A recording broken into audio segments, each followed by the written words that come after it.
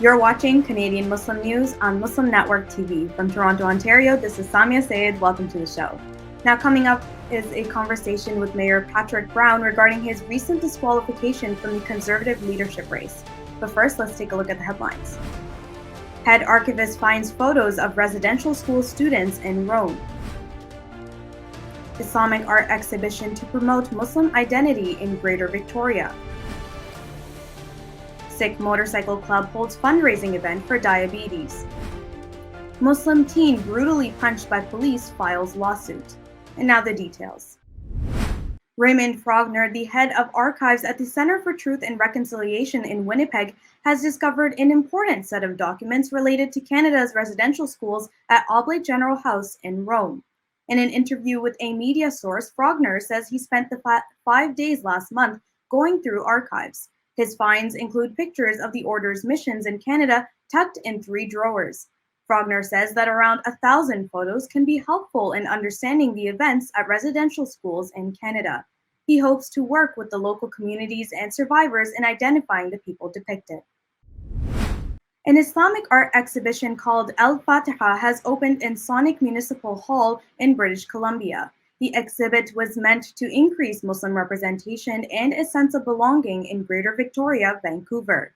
The event was held in partnership with Voices for Muslim Women, an organization dedicated to eradicating racism and discrimination.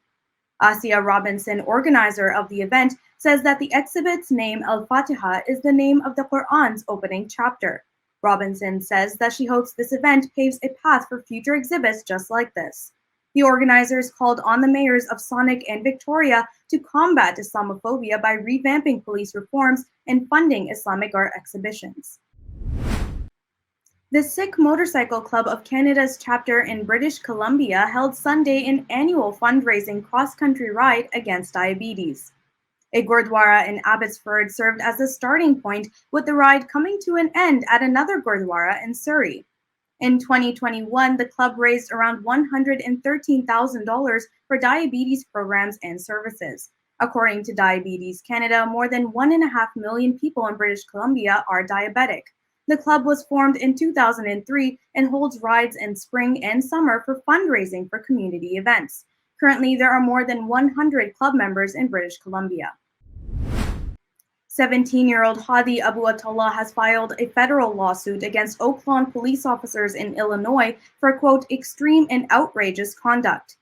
A viral video last week shows Abu Attallah being punched by police officers while pinned down during a traffic arrest violation in Oak Lawn. The video has sparked outrage in the Muslim community. Media report that, according to the police, Abu Attallah tried to escape from the car. They pinned him to the ground, then punched him violently. They say they suspected he was reaching for a gun. Abu Attallah suffered several injuries, including internal bleeding in the brain, a broken nose and pelvis, along with lacerations and bruises. That's it for the news. We have a very special guest joining us today. Mr. Patrick Brown is a former MP and former leader of the Ontario Provincial Conservative Party.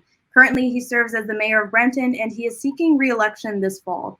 He's joining us today to speak about his recent disqualification from the Conservative Party leadership race. Welcome, Mayor Brown, and thank you so much for joining us today. Well, it's my pleasure. Always great to talk with you.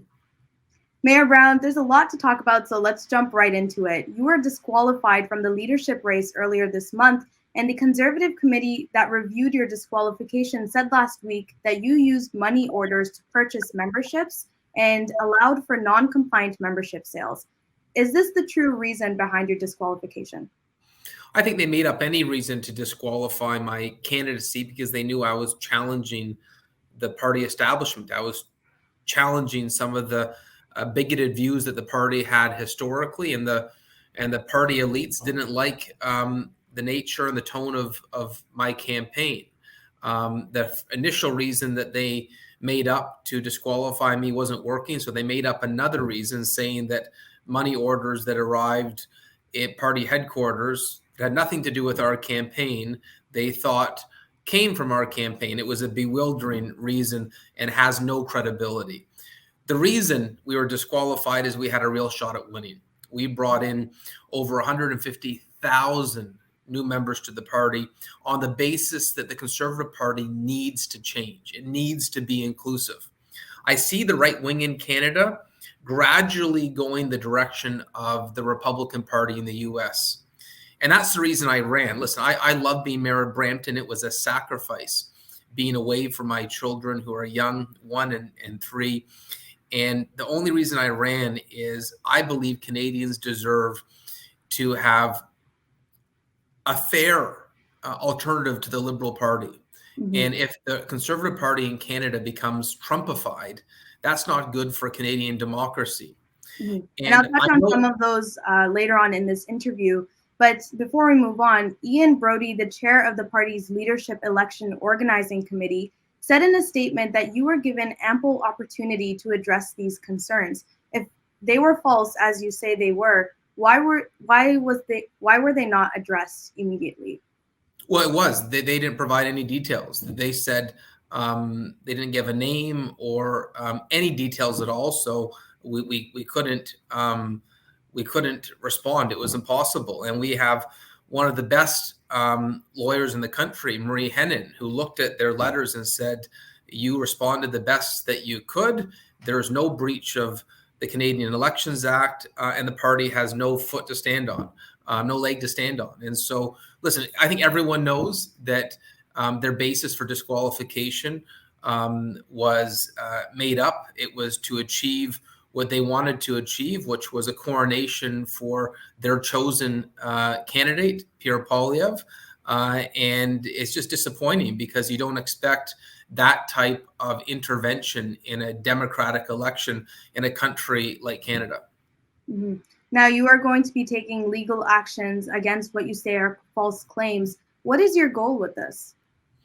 I simply want to expose what the party did was wrong. And so when it comes out that that Elections Canada says that there's nothing wrong, what's the party going to say? This was meant to sabotage the campaign of Pierre Poilievre's main rival. I was the only one who signed up enough memberships to challenge him. But this goes beyond challenging Pierre Poilievre. I was challenging the notions of the right wing in Canada. And I believe that they are on the wrong side of history.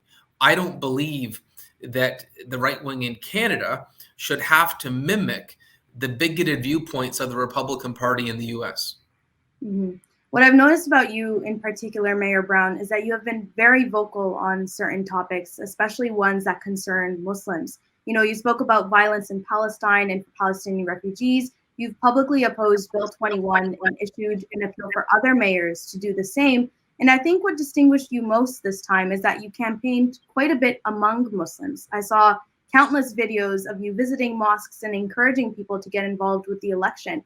And for me, as a 20-something-year-old who has always heard that conservatives are no friends to Muslims, I found this very surprising, and I'm sure many other people felt the same. So do you think, keeping all of this in mind, in addition to your other campaign promises, maybe you were a little bit too moderate for the liking of the conservatives? Very much so. And I knew I was ruffling feathers.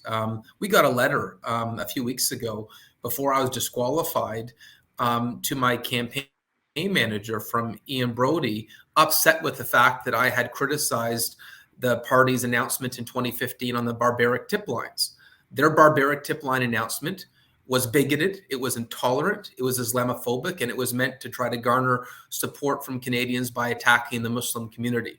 I thought the party was fundamentally wrong, egregiously wrong. And the notion that I would get a letter from Ian Brodie challenging my speeches on that point speaks to the fact that the party wanted it to protect their traditional positions. But I've got news for the Conservative Party, and I'm not someone who's going to shy away from speaking the truth. They're on the wrong side of a number of issues. When they refused to support Iqra Khalid's motion condemning Islamophobia, they were on the wrong side of history. We must condemn hate regardless of one's faith. And the notion that the Conservative Party was prepared to condemn hate against some faiths, but not the Muslim faith, for me is offensive.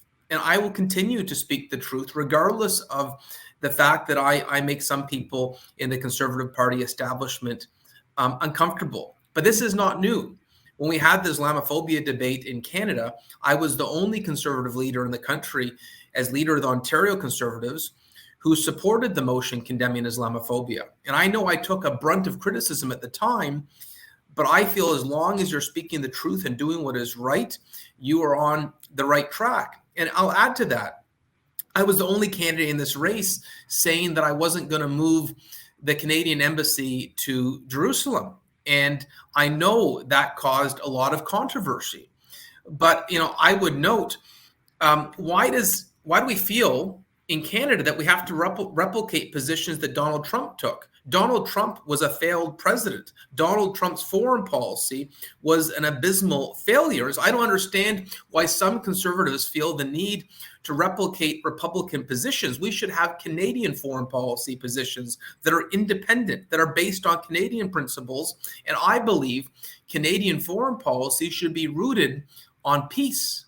And I don't see how the moves that some in the conservative movement are suggesting actually bring the peace process closer together. We need to do whatever we can to speak against violence. And when the Al-Aqsa Masjid was attacked, I was the only candidate to speak against it, saying this is wrong. How can we condemn violence only in one area? Violence is wrong wherever it happens. Exactly. And you said in an interview before that you would vote for Jean Charest, not only because you have a lot in common with him, but also because he is what the party needs right now. Now, Charest is the former premier of Quebec, and he enacted what many say was the precursor to Bill 21. This was in 2010, where he passed a sweeping legislation that barred Muslim women from receiving or delivering public services while wearing a niqab. As someone who has condemned a bill on religious symbols in public sectors, Bill 21, how can you support Charest as the next federal conservative candidate? So I think of the existing candidates in the race, Jean Charest would be the most moderate of the existing conservatives. He is certainly no Donald Trump type character. I think Pierre Poilievre would be more akin to a Donald Trump or a Ted Cruz that I believe would be bad news to Canada. Listen, I'm not going to agree with Jean Charest on every position.